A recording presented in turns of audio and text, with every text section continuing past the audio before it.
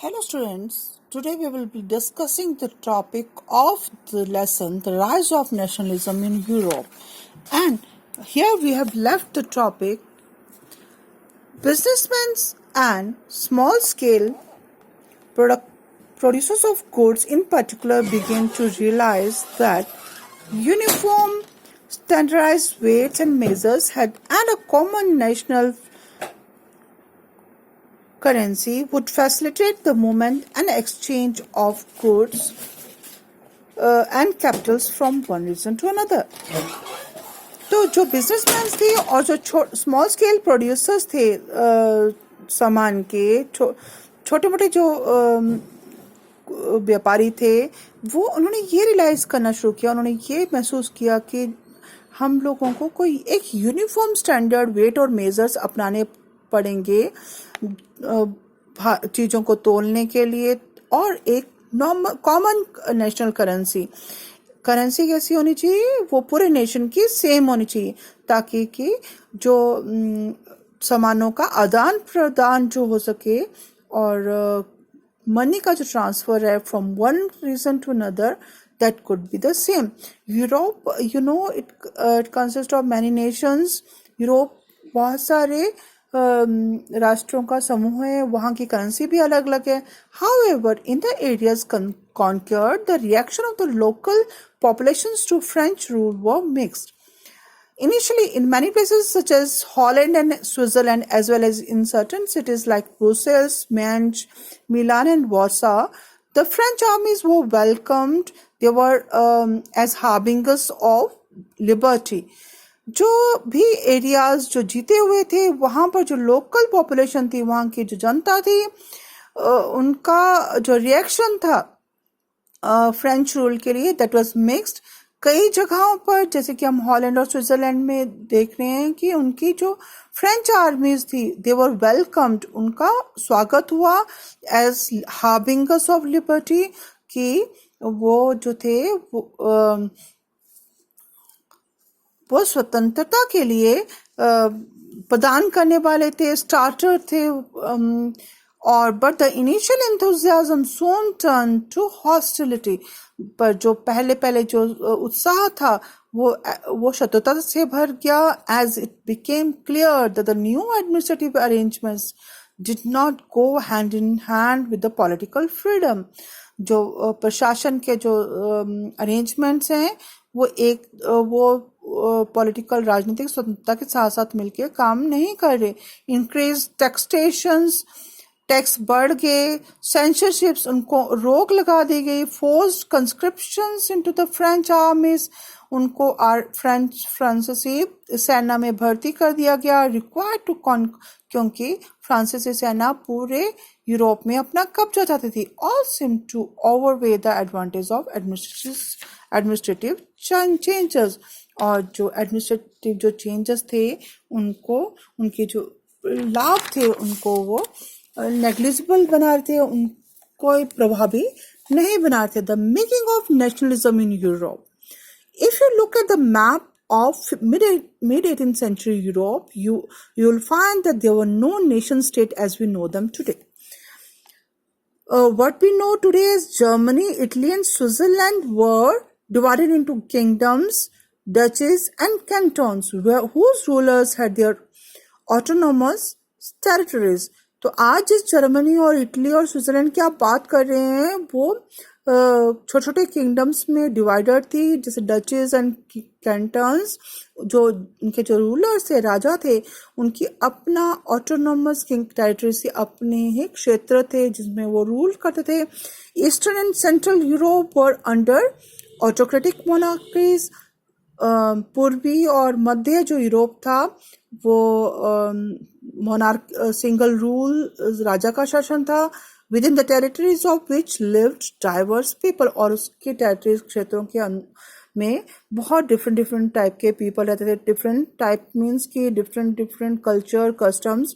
They didn't see themselves as sharing a collective identity और a common culture. उनका culture जो था एक कॉमन नहीं थी, संस्कृति समान नहीं थी. वो अपने को अपनी जो आइडेंटिटी थी इंडिविजुअलिटी थी, उन अपने को वो एक समान राष्ट्र से नहीं जोड़ पाते थे. Often they even spoke different languages and belonged to different ethnic groups. Different ethnic groups से वो जुड़े हुए थे, different भाषा बोलते थे. Habsburg Empire that ruled over Austria-Hungary, for example, was a patchwork of many different regions and people. Habsburg empire जो थी जो कि ऑस्ट्रिया हंगरी पर रूल करती थी, ये भी बहुत सारे लोगों के बहुत सारे क्षेत्रों को रिप्रेजेंट करती थी. It include the Alpine regions, the Tyrols, Austrian southern land as well as Bohemia, where the aristocracy was predominantly German speaking. तो जर्मन स्पीकिंग लोग भी थे, जर्मन बोलने वाले, और अल्पाइन क्षेत्र के लोग भी थे. तो it also included the Italian speaking province of Lombardy and Venetia. Lombardy और वेनेशिया में इटालियन बोलने वाले लोग भी थे. In Hungary, half of the population spoke Magyar, while the other half spoke a variety of dialects. आधी population जो थी वो मैग्यार बोलती थी, और जो दूसरी थी पॉपुलेशन जनसंख्या वो दूसरी लैंग्वेज बोलती थी. इन गैलिशिया द एरिस्टोक्रेसी स्पोक पॉलिश. जो एरिस्टोक्रेट लोग थे वो पॉलिश बोलते थे. Besides these, there three dominant groups. There also lived within the boundaries of the empire a mass of subjects, peasants, people. Bohemians and Slovaks to the north, Slovenes in the Canyols, Croats to the south, and Romans to the east in Transylvania. इस तरह से such differences did not easily promote a sense of political unity. The tie binding these diverse groups together that there was a common allegiance to the emperor. तो यहाँ पर देख रहे हैं कि different भाषा बोलने वाले different क्षेत्र के लोग थे, और ये जो differences थे वो एक पॉलिटिकल राजनीतिक एकता को नहीं प्रमोट कर सकते थे कि दे आर यूनाइटेड पॉलिटिकली. सिर्फ एक चीज उनको इकट्ठे बांधती थी, वो थी जो एम्परर था उसके सबसर्वियंस, मतलब उसको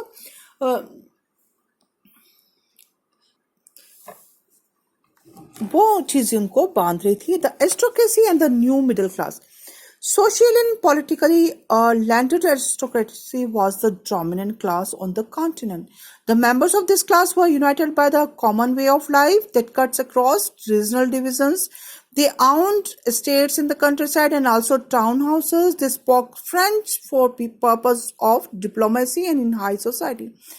सामाजिक और राजनीतिक तौर पर जो फ्यूडल चीफ्स थे, जमींदार थे, एरिस्टोक्रेट्स, वो डोमिनेंट क्लास थी, प्रभावी वर्ग था पूरे कॉन्टिनेंट में और यूरोपियन महाद्वीप में. ये जो वर्ग था, इसके जो मेंबर्स थे वो उनका एक समान वे ऑफ लाइफ था, समान जिंदगी जीने का तरीका था. और रीजनल डिफरेंसेस को अगर छोड़ दिया जाए, उनके अपने अपने स्टेट्स थे, गांव में, कंट्री साइड में, विलेज में उनके टाउन हाउसेस थे. They spoke French. वो फ्रेंच भाषा बोलते थे क्योंकि डिप्लोमेसी के लिए और हाई सोसाइटी को वो बिलोंग करते थे. Their families were often connected by the ties of marriage. वो एक दूसरे से वैवाहिक बंधनों से भी बंधे थे. This powerful aristocracy was, however, numerically a small group. ये जो पावरफुल शक्तिशाली जो एरिस्टोक्रेट पीपल थे, ये बहुत छोटा सा वर्ग थे, छोटा सा समूह थे. The majority of the population was made up of the peasantry. ज्यादातर जो पॉपुलेशन थी, जनसंख्या थी, वो किसानों की थी. To the west, the bulk of the land was farmed by the tenants. पश्चिम में ज्यादातर जो लैंड जमीन थी वो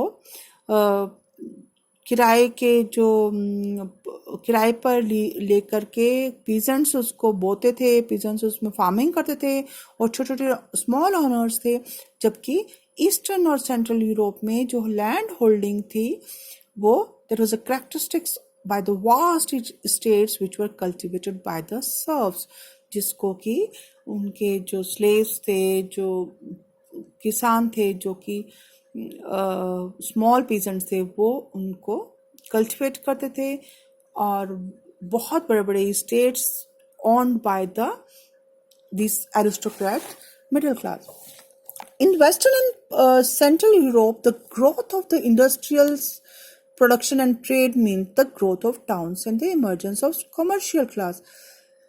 पश्चिम और मध्य यूरोप के कुछ भागों में जो इंडस्ट्रियल प्रोडक्शन होने लगी और जो व्यापार होने लगा, उससे एक नई क्लास का ओरिजिन हुआ, दैट इज कॉमर्शियल क्लास। वो व्यापारी वर्ग था जो कि वो प्रोडक्शन फॉर द, जो कि मार्केट में प्रोडक्शन के लिए प्रोड्यूस करता था, कि मतलब कि मार्केट में बेचने के लिए जो सामान था उस पर आधारित वर्ग था। Industrialisation began in England in the second half of the 18th century. 1750 के बाद वहाँ पर औद्योगिकरण होने लगा। फ्रांस और जो जर्मन स्टेट्स में था, ये 19th सेंचुरी में शुरू हुआ, मतलब 1800 के बीच में शुरू हुआ। और नए social groups came into being, working class population, middle class जो कि इंडस्ट्रियलिस्ट की थी और बिजनेसमैन्स की थी, प्रोफेशनल्स की थी।